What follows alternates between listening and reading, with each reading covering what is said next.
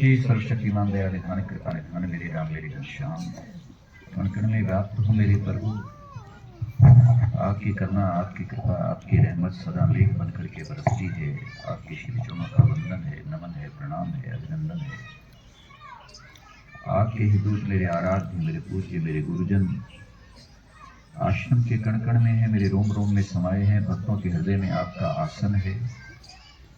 सबको आह्लादित करने वाले, आनंदित करने वाले, उनके दुख दर्द को हरने वाले, पहुंचाने वाले, रास्ता दिखाने वाले, हे दिव्य जन्मा दिव्य महामानव, आप तो परम प्रकाश हैं।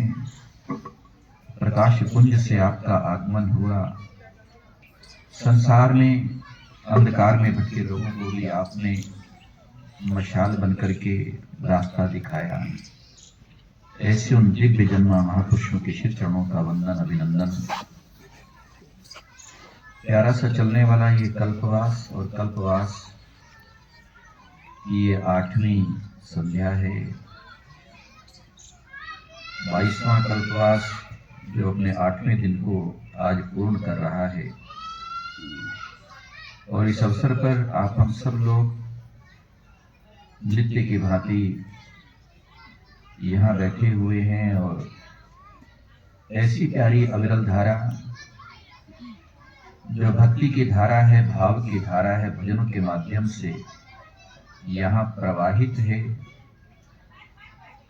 क्योंकि धाराएं हैं जो धरा पर बहती हैं, गंगा है, यमुना है, सरस्वती है, गोदावरी है, अनेक ऐसी सरयू, आप जानते हैं अयोध्या के भी दर्शन आपने जरूर किए होंगे। अनेक ऐसी नदियां जिनका प्रवाह निरंतर चल रहा है, बह रही हैं। आज दोपहर में जैसे 15-20 मिनट के लिए बाहर आता हूं तो फरीदाबाद से एक सज्जन आए हुए थे, उनसे मैं बात कर रहा था। तो उनसे मैंने कहा, कोई बात थी ऐसी कि रास्ता कौन सा पकड़े, भक्ति का मार्ग कौन सा चुने, माँ का पूजन करें, ये गुरु मंत्र का जाप करें या ओम नमः शिवाय का पाठ करें। मैंने कहा, भैया कोई सा भी नाम ले लो जो अच्छा लगे। और सारे लेना चाहते हो सारे ले लो। अगर इतनी सामर्थ्य, इतना समय आपको उपलब्ध हो सके तो जिस जिस के प्रति आपका मन करता है, भोलेनाथ का नाम लेना है, राम का लेना है, गोपाल का लेना है, हनुमान का लेना है, मातेश्वरी का। मैंने कहा ना अभी, जैसे कि धाराएं सब हैं, उनके नाम सबके अपने अपने हैं, लेकिन वो सारी जा रही है सागर में। क्योंकि नदियों का जो इष्ट है, नदियों का जो स्वामी है ना, वो समुद्र है और सबका रुख उधर ही है और सारी उसी में जाकर के मिलती है। कोई भी ऐसी धारा नहीं है, जो बड़ी धाराएं हैं, जो समुद्र को छोड़ करके कहीं और जाती हो। रास्ते उनके अपने अपने होंगे, नाम उनके अपने अपने होंगे, लेकिन वो सारी जा रही हैं अपने स्वामी की तरफ। एक बार पहले मैंने बहुत पहले कहा था, और उन धाराओं को देख करके मैं एक चीज और भी कभी कभी चिंतन में आती है कि उस जलधारा की तरफ देखो कि मैं अपने स्वामी से बिछड़ी हुई हूं और कैसे कल कल निनाद करते हुए, कभी पर्वतों पर आप जाएं तो पर्वतों पर उस धारा, उस प्रवाह का स्वर सुने, उसकी आवाज सुने। जब पत्थरों से टकराता है वो जल तो एक ध्वनि निकलती है, लेकिन उसको हमारे संतों ने अपने तरीके से कहा कि ठीक है, वो पत्थरों से टकराया, जल एक ध्वनि निकली, लेकिन जब हम भाव में खोते हैं, उस भाव में तो ये परिलक्षित होता है कि वो एक तड़प है उसके अंदर कि मैं अपने स्वामी से बिछड़ी हुई हूं, मुझे अपने स्वामी के पास जाना है, उसी को पाना है।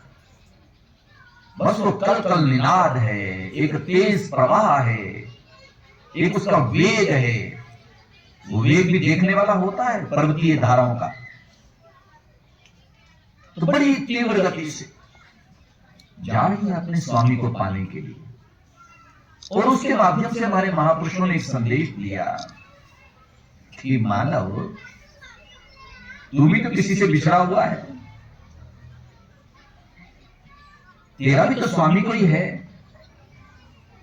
क्या तेरे अंदर वो तड़प है, तेरे अंदर वो प्रवाह है, तेरे अंदर वो तीव्रता है कि मैंने अपने स्वामी को पाना है, मैंने अपने स्वामी के पास जाना है। वो जीव का स्वामी उसका परमेश्वर है, ईश्वर है। ईश्वर की तरफ हमारा रुख हो, जैसे हर धारा का रुख अपने स्वामी की ओर रहता है।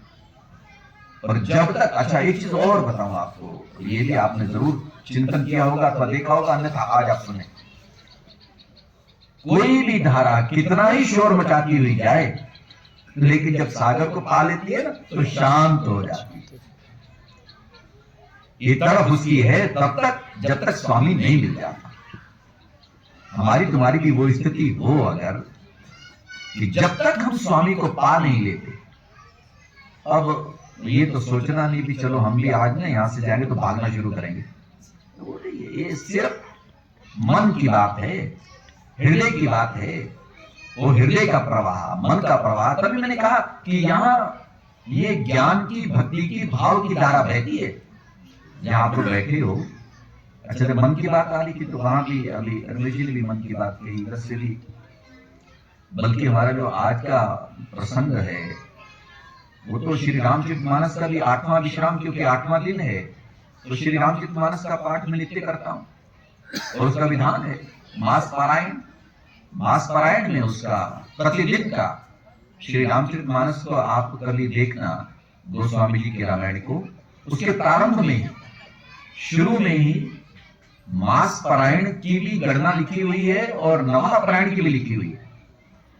और वो जब उसका वो स्थान आता है तो वहां पर उस पन्ने पर, उस पृष्ठ पर नवहा पारायण भी लिखा हुआ है। नवहा पारायण का पहला दिन, नवहा पारायण का दूसरा विश्राम, और मास पारायण का भी लिखा होता है।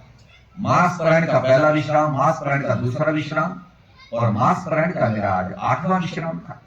8वां दिन है, 30 दिन का अपना कल्पवास होता है, तो 30 ही पारायण उसमें मास पारायण है श्री रामचरितमानस में। तो आज जो 8वां विश्राम, 2 दिन आपने पहले सुना कि जब जब होए धर्म कई हानि, बाढ़ई असुर अधम अभिमानी, यदा यदा ही धर्मस्य ग्लानिर्भवति भारत, अभ्युत्थानं धर्मस्य तदात्मानं सृजाम्यहम्। पहले श्री राम ने कहा भगवान में, भगवान श्री कृष्ण ने कहा, दोनों रूप एक ही हैं। एक ने 9 लाख साल पहले कहा, दूसरे ने 5000 साल पहले। जब जब उन्होंने कहा कि जब जब जब जब होए धर्म की हानि, यदा यदा ही धर्मस्य ग्लानिर्भवति, जब जब धर्म की हानि होगी, जब जब धर्म नष्ट होने लगेगा, तो कहते हैं तब तक मैं अवतार लेता हूं, फिर मुझे आना पड़ता है। वो आते हैं। मैं निवेदन कर रहा था आप लोगों से कि हमारे ये अवतारी पुरुष, उनका जिक्र 2-3 दिन से चल रहा था। फिर कल के हमारे विश्राम में उनका अवतार हो ही गया, और वो श्री राम आ गए। कल आप सुन रहे थे ना, मैं प्रकट कृपाला दीन दयाल कौशल्या हितकारी। कल के 7वें विश्राम में उनका जन्म हुआ, उनकी बाल लीला हुई, और उन्होंने वो आदर्श भी प्रस्तुत किया कि कैसे अपने अनुज सखा संग भोजन करें, अपने छोटे भाइयों और अपने मित्रों के साथ मिलकर के भोजन करते हैं, और अपने माता पिता की आज्ञा का दृढ़ता से प्रतिपालन करते हैं।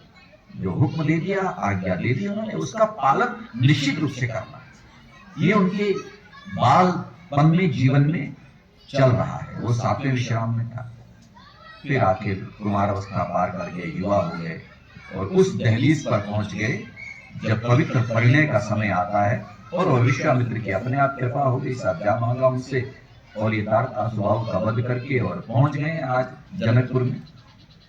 और कल हो जाना है साहब, स्वयंवर भी हो जाना है 9वें विश्राम में। लेकिन 8वें विश्राम में जो आज आप भी सुना रहे थे और मैं उधर सुन रहा था शीला को, शीला पता नहीं रामायण में आज देख के आई या पता नहीं स्वाभाविक हुआ, ये मुझे नहीं पता। कि शीला ने बिल्कुल वही बात आज बताई जो हमारे 8वें विश्राम में, कि गौरी का पूजन करने जाती है भगवती सीता और वहां गौरी का आशीर्वाद पाती। आपने भी वही बात बताई और विश्राम में वही है, और वही रमेश जी ने बताया। लेकिन यहां पर आज एक बात कहना चाहता हूं, वो सब आपने सुना, अभी उधर भी सुना इधर भी सुना। हालांकि बड़े प्यारे प्यारे हमारे छली बाबू कल छलिया का छलील दास प्यारे आप हैं, हमारी बेटियां बहुएं हैं, शास्त्री जी हैं, सबने अपनी अपनी बात भी सुनाई ना, उषा ने भी सबने सुनाया, प्यारे गीतों को भजनों को रखा। लेकिन जो आज का ये प्रसंग और प्रसंग में जो बात अभी मैंने सुनी वो सामने आई, क्योंकि मैं तो सच्ची बात है जब यहाँ बैठ के आप जैसे लोगों को सुनता हूँ ना, जैसे आप भी कह रहे थे, उसी में से चुनता हूँ कि हाँ ये शब्द जो है थोड़ा और हृदय को छू रहा है। हालांकि एक एक शब्द हृदय को छूता है, लेकिन चलो अगर हुआ मौका मिला तो चलो इस पर थोड़ी बात कर लेंगे।